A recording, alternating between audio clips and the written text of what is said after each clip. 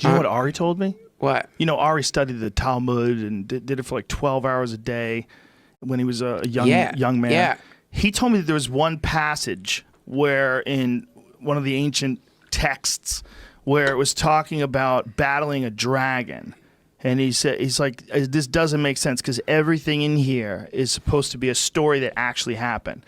Like, what is this dragon? Oh, the dragon is a metaphor for masturbation. So when he tells you about it, and you know, he got the actual translation of the metaphor. Yeah. From a guy who's a scholar. What do you think about the anti-FAP movement? Anti-fat movement? FAP, F-A-P. Oh, no jerking off? Yeah.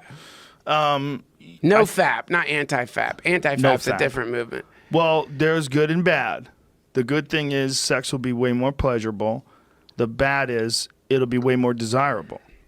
So, like, to mitigate your sexual urges so you don't do stupid things and hang out with stupid people and have sex with people you don't really like but you think are hot because you're horny. Yeah. And they're willing.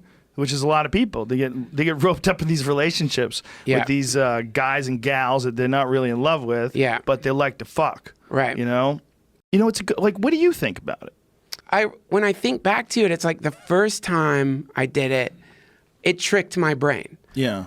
The second time or the third time I did it, it wasn't getting the same effect. Whereas when I have sex with a human, it's a completely different, it feels like it's a completely different series of chemicals that must be being released in my mind. Yeah, you're uniting with someone. You're bonding with someone. You certainly get that oxytocin from orgasming together. Yeah. That bonds people. So I've always thought, generally, like if I'm in a period in my life where I'm jerking off a lot, it's like usually like there's something imbalanced in there. Like I don't mean to apply like a sin to it at all. I'm just saying like personally, it feels a little dissipative when you're doing it a lot.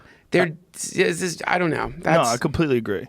But that's the balance. But the balance is also like you don't want to just be horny all the time. No. Because when you're horny, you make shitty decisions. So you'll date someone just for sex. The question would be rather, is there a way to release that energy that isn't through the tip of my dick in the form of DNA? Is there a way for me to release that energy in other ways, or is the only way, the only valve on that to come? That's a question. What do you think? I think when this natural buildup happens, it makes people more easily aroused. It makes people more concentrating on sex.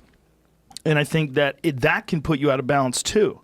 You can be put out of balance both by too much masturbation. You can definitely be put out of balance by too much desire for sex. Yeah. Because you're just horny. Sure. And you can just take care of it yourself and you'd be relieved and then you can think clear. You know, I think the body needs a balance.